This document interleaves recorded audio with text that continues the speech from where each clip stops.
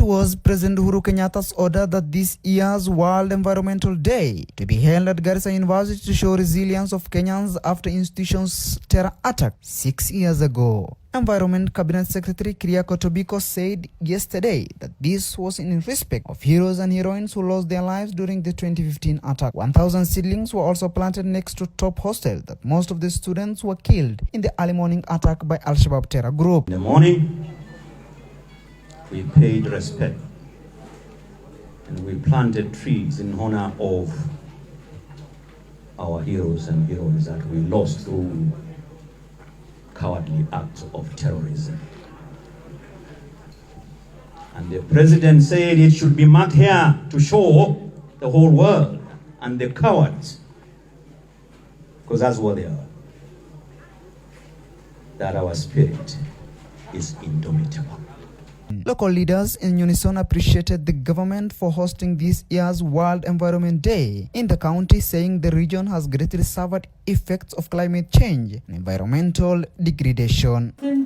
The World Environment Day in Garissa County is something we have been looking forward to. The reason why I'm saying this is because Garissa County is the regional headquarters of northern Kenya. It is the gateway to the rest of Kenya. And therefore having such high profile celebration here is not a mean feat. Kwa hivyo waziri tunasema asante sana for bringing the World Environment Day celebrations here in Garissa County. NEMA's Board of Management, Mr. John Kachello, said authority, in collaboration with the partners and lead agencies, continue key activities, ensure the environment is protected. This, he said, is done in accordance with the mandate given to the authority by the Environment and Coordination Act. The chairman noted that it is now an opportunity to allocate resources to ensure that our ecosystems are restored for prosperity. We have a target of 42.5 million seedlings per county. And we have decided to support through public sector and private sector. In public sector, we are using schools with the water and land. And we have identified 1,400 schools. But the PS has to sign a framework with our ministry to make sure that when we give, there is guarantee of survival, that we don't just waste. And number two, also that with the PS correctional services, we are going to support 160 prisons with free seed, and they will be able to produce seedlings. All those will now go to identified areas for that have been highly degraded. In private sector, we have also said we want private sector to support us. Women, youth, and anybody else who want to do nature-based enterprises where you want to do tree planting.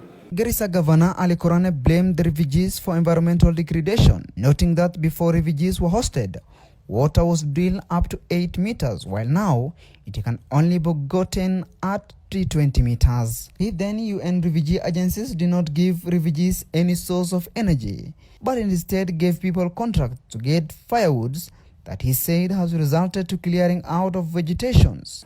What the UNHCR and other agencies have done while hosting those refugees, and at its peak, one time we were hosting 600,000 refugees.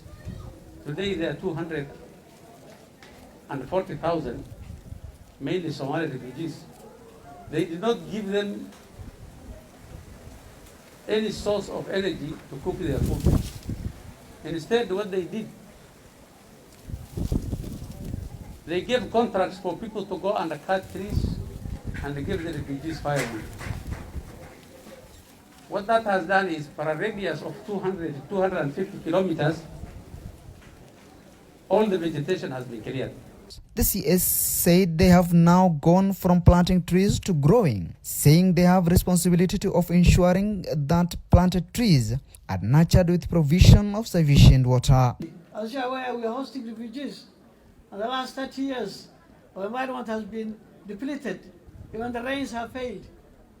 So that's why then we are trying to make sure that the university comes in, partners with NEMA and other partners, so that we're able to at least teach and help people learn about the environment. Function was also attended by Health CAS Dr. Masi Mwangangi, as well other senior county and national government officials. Abdul Hafiz Mohamed, Alpha TV, Garissa.